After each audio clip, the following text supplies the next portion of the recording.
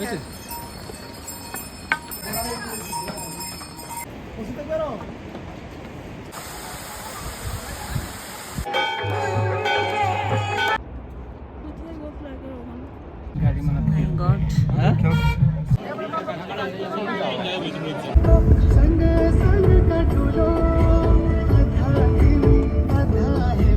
এটা হলো সরকার রোহিণী মার্গ, কথিত আছে যে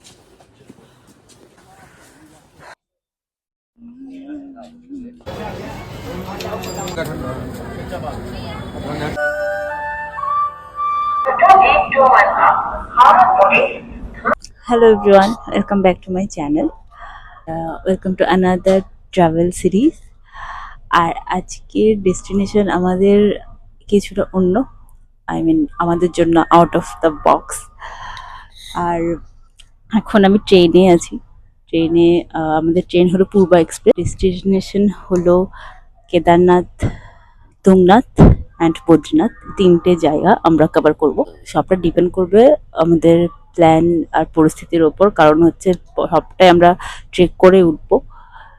আর ওকে, বাকি ব্লগটা আমি এখান থেকে স্টার্ট করছি ভিডিওটা। বাকি কি পুরো এই জার্নিটা আমি তোমাদের সাথে শেয়ার করব।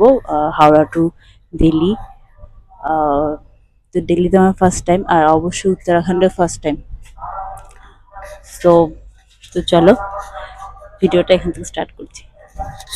ট্রেন 8:15-তে, আর হাওড়া স্টেশন থেকে। তো হাওড়া স্টেশন অলরেডি আমরা ট্রেন ঢুকিয়েও দিয়েছি, আমরা ট্রেনে উঠেও পড়েছি। আর এই ট্রেনটা যাবে হলো হাওড়া টু দিল্লি। দিল্লি থেকে আমাদের বাস ধরে যেতে হবে। বেসিক্যালি হরিদ্বারের টিকিট আমরা পাইনি। যাত্রা ব্রেকফাস্ট হচ্ছে আজকে ম্যাগি, আর এখানে আমি এই যে চা। ট্রেন এখনো রাইট টাইমে আছে ধনবাদ স্টেশনে। পৌঁছানোর কথা 11:55, বিফোর টাইম পৌঁছে গেছে 11:45-এ। এখনো অবধি আমাদের ট্রেন একদমই রাইট টাইম আছে। কালকে সকালে 6টাতেই দিল্লি স্টেশন পৌঁছানোর কথা। তো আমরা দিল্লি অবধি আমাদের এই টিকিট, কারণ আমরা হরিদ্বার অবধি টিকিট পাইনি। আমরা দিল্লি থেকে হয়তো বাস অথবা ট্রেন, যে কোনো একটাতে ট্রাভেল করতে পারি। তার কারণ হলো আমরা এখন অবধি বাস বা ট্রেন কোনোটাই টিকিট কাটিনি, কারণ এই জিনিসটা পুরোটাই ডিপেন্ড করছে আমাদের আজকের এই ট্রেনের কখন পৌঁছায় সেই টাইমিংয়ের উপর। যদি রাইট টাইমে ট্রেন পৌঁছে যায় তাহলে হয়তো আমরা ট্রেনে বেরিয়ে যাব। ট্রেনে কিভাবে বেরোবো সেটাও তোমাদের আমি জানাবো। আদারওয়াইজ আমরা বাসে যাব। এবার বাস কোত্থেকে ছাড়ে দিল্লির সেটাও তোমাদের আমি শেয়ার করার চেষ্টা করব। মানে যেটাই হয় সেটা আমি তোমাদের সাথে শেয়ার করার চেষ্টা করব, যদিও এখন এই মুহূর্তে কোনো টিকিটই আমাদের কাছে কাটা নেই। আমাদের আজকের লাঞ্চ তো যেটা বাড়ি থেকে এনেছি আমরা, আর এখানে আছে রুটি। নিয়ে নিলাম দুটো ডেজার্ট, রাবড়ি আর মিষ্টি দই। আমরা এবার চলে এসেছি প্রয়াগরাজ জংশনে। কমপ্লিট করেছি 814 কিলোমিটার এই যাত্রাপথের। আমাদের পরবর্তী স্টেশন কানপুর জংশন। এসটিসির ক্যাটারিং থেকে আমরা অনলাইনে অর্ডার করেছিলাম, তো ওরা আমাদের প্রয়াগরাজ জাংশনে এসে দিয়ে গেল খাবার। একটা ভেজ থালি আমরা অর্ডার করেছিলাম, তো প্রাইস নিল 200 টাকা। এটা রুটি, রাইস, স্যালাড আছে, এটা মিক্স সবজি, ডাল, এটা পনির, এটা মিষ্টি আছে। খাবারের রিভিউ যদি বলি, মোটামুটি ঠিকঠাকই ছিল। যা কোয়ান্টিটি ছিল মোটামুটি দুজন খেয়ে চলে যাবে। না, এখন আছি দিল্লি নিউ দিল্লি স্টেশন, আর আমাদের ট্রেন ঠিক 6টার সময় আমাদের পৌঁছে দিয়েছে নিউ দিল্লি স্টেশনে। আর এখন আমরা নিউ দিল্লি থেকে হরিদ্বার যাবো হচ্ছে ট্রেনে। সেটা আমরা এই জাস্ট একটু আগে বুক করলাম, শতাব্দী। একটা খবরের কাগজ দিয়ে গেছে, তারপর এখানে আবার জলের বোতলও দিয়ে গেছে দুটো। অ্যাকচুয়ালি আমরা এই যেটা দিল্লি দেরাদুন শতাব্দীটা কেটেছি কারেন্ট অ্যাভেলেবেল কোটায়। সো ছাড়া 30 মিনিট আগে অবধি এটা কাটা যায়।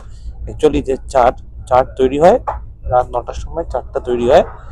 আর রাত 9টার পরে যে সিটগুলো ফাঁকা থাকে ওই সিটগুলোকে নিয়ে ওরা একটা কারেন্ট কোটা বের করে। এই কারেন্ট কোটাটা টিকিট কাটা যায়, 2 সিট অ্যাভেলেবেল থাকে।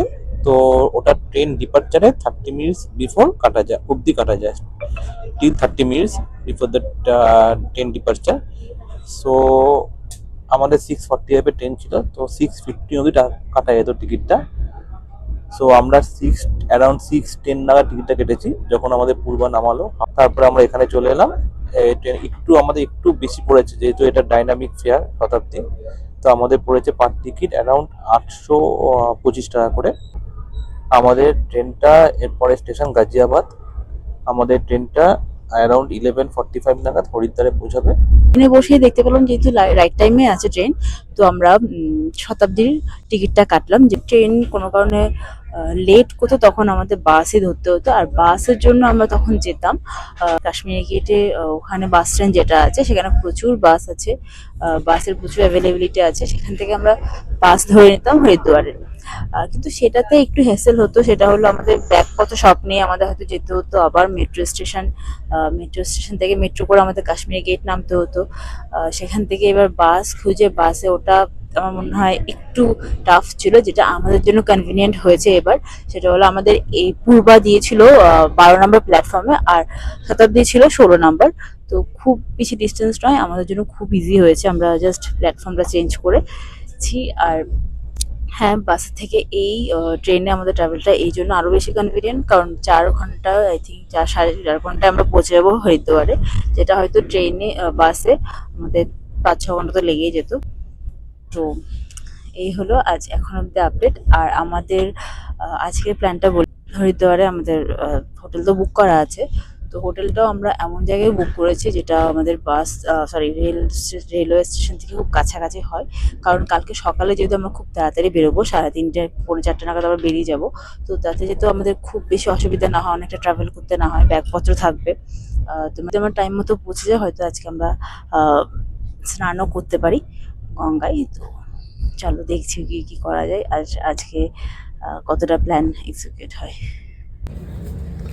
সো এখানে আমাদের দিয়ে গেছে চা আর কফি।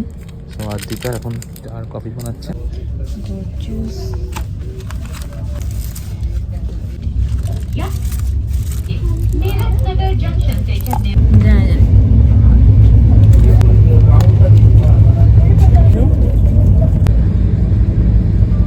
এখন বাজে 8:53, আমরা চলে এসেছি মুজফ্ফরনগর স্টেশনে।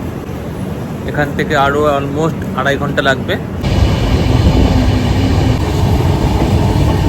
এখন আমাদের ট্রেন ঢুকবে হরিদ্বার জাংশনে। আমরা এখন আছি হরিদ্বার জাংশন, আর আমাদের ট্রেন ঠিক 11:40 আমাদের এখানে নামিয়েছে। এই হলো Haridwar junction. Hotel I guess walking ডিস্টেন্সে আছে, তো এখান থেকে আমরা হেঁটেই চলে যাব।